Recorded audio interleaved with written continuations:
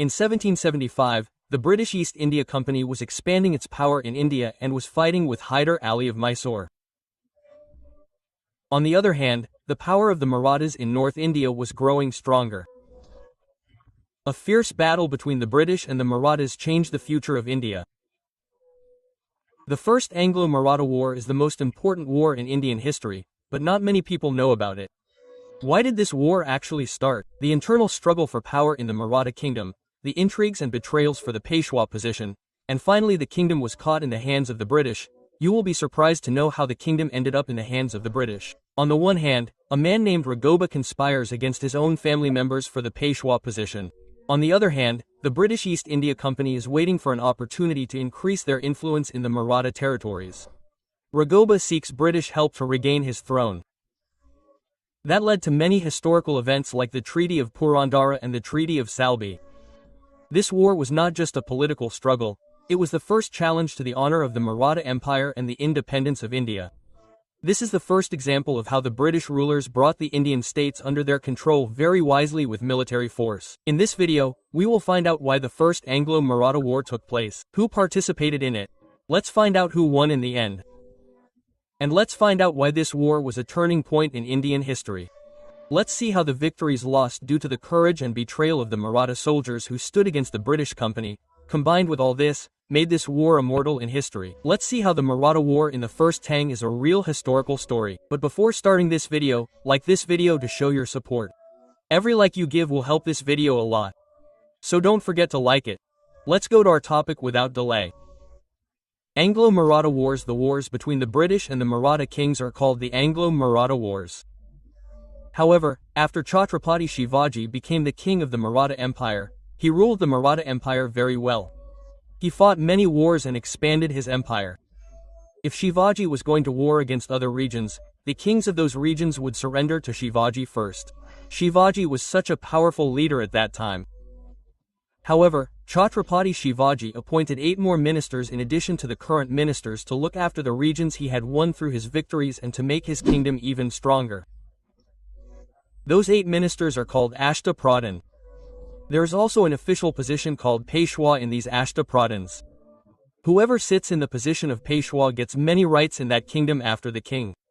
However, Shambhaji, who came after Shivaji, also continued this Ashta Pradhan and made the Maratha Empire even stronger. However, in later days, Shahuji, the king of Maratha, also continued this system and ruled the Maratha Empire.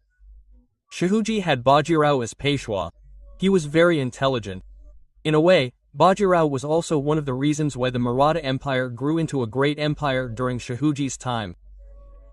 He served as Peshwa for the Maratha Empire for about 20 years.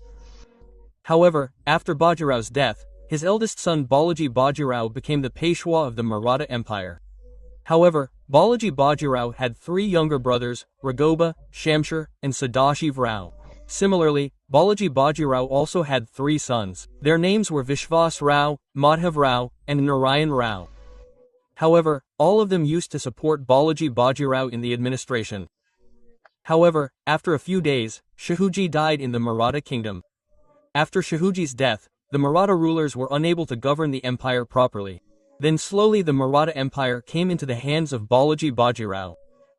To make his empire even stronger, he gives various positions to his younger brothers and his sons and keeps the entire Maratha Empire under his control.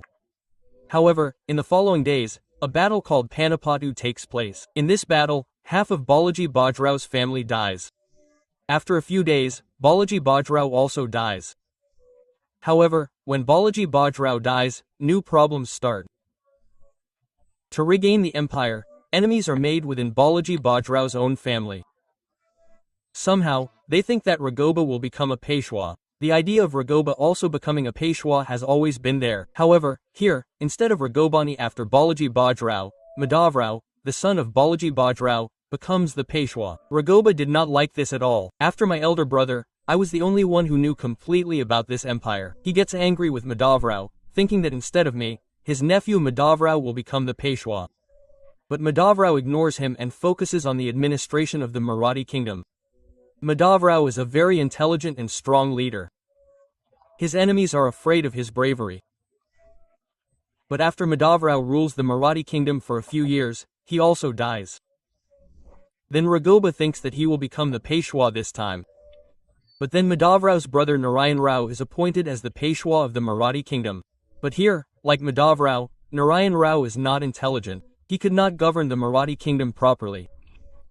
Narayan Rao's negligence has weakened the kingdom. He thinks that Ragoba should use this opportunity. Then Ragoba makes a plan and kills Narayan Rao. Then Ragoba becomes the Peshwa of the Marathi kingdom. Some people in the Maratha Empire did not like Ragoba killing Narayan Rao and becoming Peshwa. He killed his own brother's son for the position. The ministers of the empire questioned how such a man would take care of the people. Among the ministers in the Maratha Empire, a minister named Nana Fadnavis was a very powerful minister, and he did not accept Ragoba becoming Peshwa at all. However, Nana Fadnavis also included some other ministers in opposition to Ragoba. Then Nana Fadnavis and some other ministers together opposed Ragoba and removed him from that position and made Narayan Rao's son the Peshwa of the Marathas. However, Narayan Rao's son was very young. He was only about 2 months old. He was called Madhav Rao II and Sawai Madhavu. However, since Sawai Madhav Rao was a small child, Nana Fadnavis took care of the entire administrative responsibility. Barabai Council was very useful for Nana Fadnavis to make Sawai Madhavara Peshiv. Barabai Council means that along with Nana Fadnavis, 11 other officials also want Sawai Madhavara to become Peshiv. The 11 ministers of that time and Nana Fadnavis meet. This is called Barabai Council. However, Ragoba did not like the removal of Ragobani from the post of Peshiv and making Sawai Madhavara Peshiv. Then in the year 1775, Ragobani went to the British in Bombay and met the British military general Gudad and asked for help. "I want to become Peshiv of the Maratha Empire. For that, you support me." In return, he made an agreement with the British that I will give you some areas. The British also said okay to this. This agreement between Ragobani and the British is called the Treaty of Surat. With this agreement, the First English Maratha starts. According to the Treaty of Surat, the British give Ragoba 2,500 soldiers to help Ragoba. Then Ragoba attacks the Maratha Empire with these 2,500 soldiers. However, Nana Fadnavis faces this war very wisely. Ragoba is defeated in this war. Even though Ragoba is defeated, the Marathas do not stop the war. One by one, they start destroying the British factories as well as their forts. But what we need to know here is that Bombay and Madras were both under the British control of Bengal. The British governor of Bengal was Warren Hastings. He looked after Bengal and also looked after Bombay and Madras. However, Warren Hastings thought that somehow the Marathas should stop destroying the British force. Then Warren Hastings came to an agreement with Nana Fadnavis. Warren Hastings and Nana Fadnavis agreed to end the war here. They said that they would sign a treaty. Then the Marathas and the British signed the Treaty of Purandara in 1776. However, a few days after this treaty, the Marathas made friends with the French. This angered Warren Hastings. Then Warren Hastings waged a war against the Marathas. The Maratha army was led by Madras India. However, many people lost their lives in the war. Both the Marathas and the British suffered heavy losses. Then the British signed a treaty with the Marathas. According to this treaty, the British had to return all the looted Maratha territories. However, Warren Hastings had to accept this treaty due to the prevailing conditions at that time. In fact, Warren Hastings did not like the treaty, because he thought that he had fought all these years to return the Maratha territories to them. Then, seeing the right time, Warren Hastings starts fighting again. Then Mahaji Sindh says that if this is the case, there will be no war. No matter how many days we fight with Father Fadnavis and Warren Hastings, we will end up losing. So, we should find a permanent solution for this. But then Father Fadnavis says that Sawai Madhava Pesho should become. The British also say that it is okay. So, Majasande says to the British that we should become Sawai Madhava Pesho. You should accept this. In return, we will give you all the wealth in the Salseti region. You should support us, they say. This agreement is made in the year 1782. This agreement is called the Salbai Agreement. And this is it, friends, today's video. If you like this video, subscribe to our channel now and keep the bell icon on. Let's meet again in the next video.